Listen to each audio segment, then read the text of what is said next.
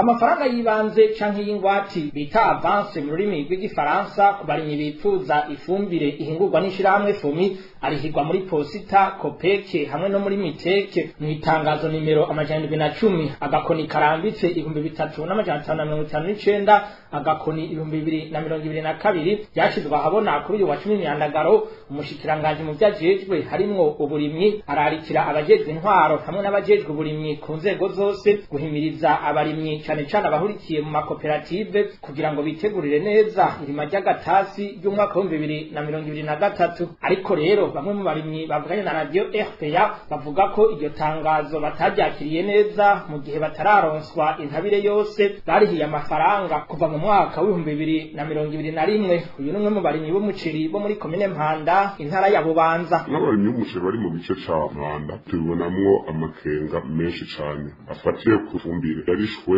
mu kwicenda mwaka wa 2021 sezo A hamwe na sezo B gushika ubu hakaba hari abarimyi batararonka iyo fumbire ntituramenya ikibazo kiri hagati ya FOMI na leta kusaba rero kwizuzokemurwa hama tukabandanya mu rutonde rwiza kugira ngo tudusubire mu buhombe nk'uko twagiyemwo. Eka n'abarimyi bo muri komine Rugombo intara ya Cibitoki nabo nyene babibona uko bo mbere bakababazwa no kubona n'ifumbire nke iboneka iheze igahabwa abadandaza bakuru mu nyuma bakayigurisha ku biciro by'umurengera.